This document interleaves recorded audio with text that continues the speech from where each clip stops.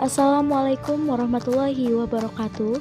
Kami dari kelompok 6 beranggotakan Haris Setiawan, Firza Sania Saputri, Hairunisa Salsa Putri Siselia, dan Marcella Putri Azhara akan membawakan materi tentang perkembangan Islam di Turki dan perkembangan Islam di Indonesia. Perkembangan Islam di Turki. A. Sultan Mahmud II. Pembaruan di Kerajaan Utsmani dilakukan oleh Sultan Mahmud II yang memimpin pada abad ke-19, tepatnya pada 1807 sampai wafatnya pada 1839.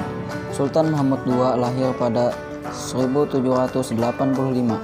Sejak kecil, beliau mendapat pendidikan agama, pemerintahan, sejarah, sastra Arab, sastra Turki, dan sastra Persia.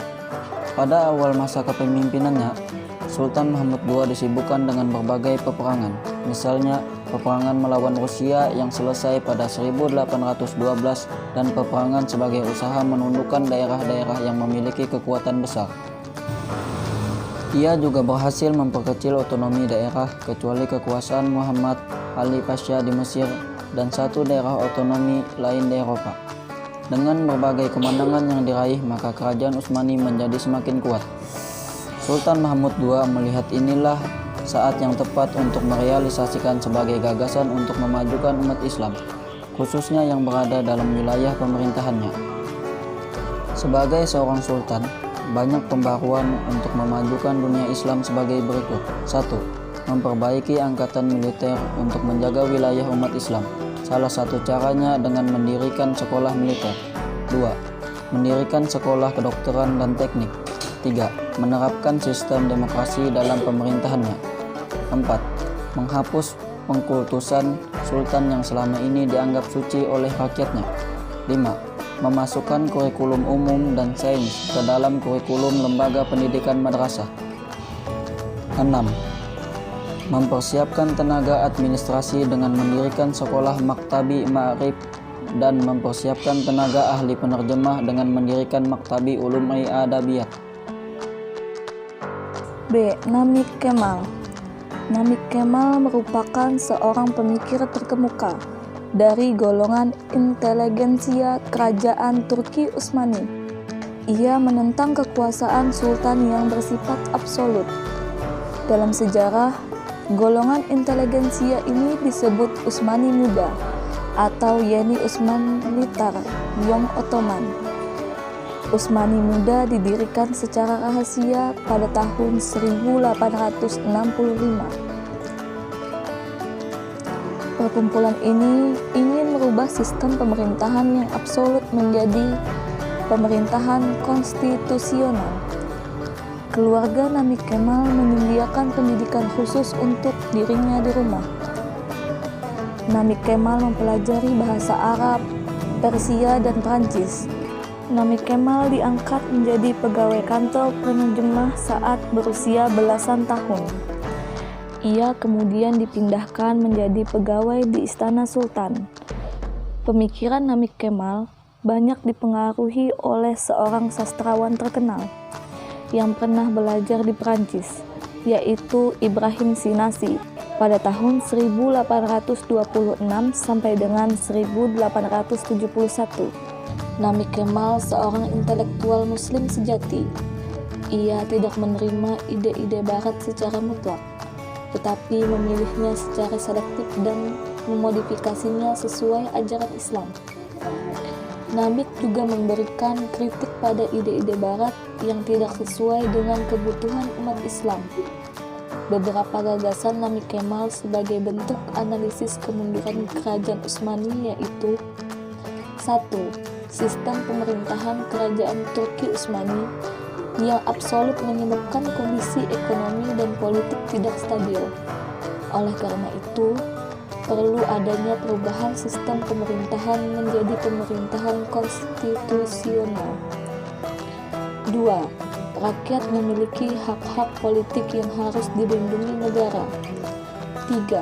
Pemerintahan demokratis tidak bertentangan dengan ajaran Islam karena pada masa Al-Khulafahu Ar-Rasyidun pemilihan pemimpin dilakukan secara demokratis.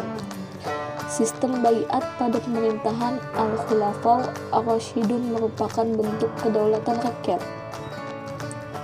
Islam mengajarkan al-maslahat al-alamah atau kebaikan umum. Oleh karena itu, sikap seorang khalifah atau pemimpin tidak boleh bertentangan dengan prinsip tersebut. 5. Syariat merupakan konstitusi yang harus dipatuhi. Oleh karena itu, kepala negara tidak boleh melanggar syariat saat memimpin. C. Said Nursi. Said Nursi lahir di desa Nurs, Provinsi Bitlis, Turki pada 1877. Kedua orang tuanya merupakan pemeluk agama Islam yang taat. Said Nursi sejak kecil tertarik dengan ajaran Sufisme Syekh Abdul Qadir Al-Jilani. Ketertarikan tersebut mendorong Said Nursi mempelajari tarekat Qadiriyah dengan sungguh-sungguh, sehingga membuatnya menjadi seorang sufi besar. Said Nursi menguasai ilmu-ilmu Islam dengan bimbingan ulama terkemuka seperti Syekh Mehmet Selani dan Syekh Mehmet Emin Effendi. Said Nursi juga pernah belajar kepada Syekh Fethullah Effendi yang kemudian memberinya julukan Badi'uz Zaman atau keajaiban zaman. Syekh Fethullah Effendi memberi gelar tersebut sebagai pengakuan atas keluasan ilmu Said Nursi. Said Nursi termasuk ulama Turki yang menentang modernisasi ala barat yang digagas oleh orang-orang yang ingin menggulingkan khilafah Turki Utsmani. Said Nursi berpendapat filsafat dan ideologi barat merupakan sistem berpikir yang tidak mengenal Tuhan.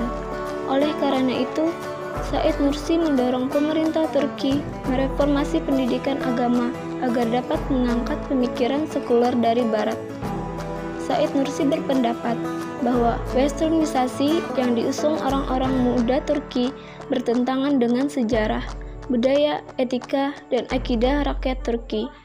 Said Nursi percaya bahwa kekayaan intelektual, budaya, dan spiritual Islam jauh lebih unggul dari pemikiran dan kebudayaan barat. Said Nursi wafat pada 25 Ramadan 1379 Hijriah atau 23 Maret 1960. Beliau dimakamkan di kota Urfa. Meskipun telah wafat, pemikiran dan ajarannya masih sangat populer di Turki hingga sekarang. Beberapa pemikiran Said Nursi yang berpengaruh bagi umat Islam Turki modern sebagai berikut. 1. Modernisasi bangsa barat membawa sekulerisme yang berbahaya bagi budaya Islam Turki. 2. Mendirikan Nur Culuk atau Gerakan Nur untuk menyelamatkan sejarah, budaya, dan warisan Islam di Turki. 3. Risalah Nur atau Risalah Cahaya, yaitu berupa ulasan mengenai Al-Quran secara logis, rasional, dan ilmiah. Melalui risalah tersebut, Said Nursi ingin membuktikan bahwa Al-Quran tidak pernah ketinggalan zaman.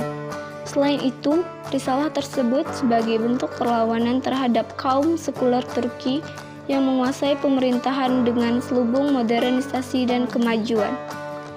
4. Manusia dan alam merupakan makhluk yang harus saling bekerja sama, bukan berkompetisi seperti terjadi di bangsa barat. Perkembangan Islam di Indonesia. Syekhana Khalil Al-Bangkalani. Muhammad Khalil lahir pada 27 Januari 1820 di Senenan, Kemayoran, Bangkalan, Madura. Beliau merupakan putra dari Kiai Abdul Latif. Muhammad Khalil sejak kecil telah menunjukkan ketekunan dalam mempelajari ilmu-ilmu Islam. Muhammad Khalil sejak kecil dididik ilmu agama secara langsung oleh ayahnya. Beberapa pemikiran dan kontribusi Syekhana Khalil Al-Bangkalani dalam perkembangan Islam pada masa modern sebagai berikut. Pertama, mendidik para santrinya dengan baik sehingga menjadi ulama yang berilmu dan berintegritas pada agama maupun bangsa. Kedua, berperan melakukan perlawanan pada Belanda. Ketiga, berperan dalam kelahiran Nahdlatul Ulama. Kiai Haji Ahmad Dahlan. Kiai Haji Ahmad Dahlan lahir di Yogyakarta pada 1 Agustus 1868. Beliau lahir dengan nama Muhammad Darwis. Beliau merupakan putra keempat dari Kiai Abu Bakar. Khatib Masjid Besar Kesultanan Yogyakarta. Beliau menunaikan ibadah haji ketika berusia 15 tahun. Setelah menunaikan ibadah haji, Muhammad Darwis menimba ilmu dari ulama-ulama besar Mekah selama 5 tahun. Salah satu guru beliau yaitu Syekh Ahmad Khatib Minangkabau juga merupakan guru Kiai Haji Hashim Asy'ari. Beliau menggunakan nama Ahmad Dahlan setelah pulang dari Mekah. Beberapa pemikiran dan peran Kiai Haji Ahmad Dahlan dalam perkembangan Islam di Indonesia sebagai berikut. 1. Mendirikan sekolah agama dengan memasukkan pengetahuan umum dan memasukkan pelajaran agama pada sekolah umum. 2. Mendirikan organisasi Muhammadiyah yang saat ini banyak mendirikan sekolah, rumah sakit, dan rumah yatim piatu dalam membantu melayani kebutuhan masyarakat Indonesia. 3. Mendirikan organisasi Aisyah guna memajukan kaum perempuan dan kepanduan Hizbul Watan bagi generasi muda.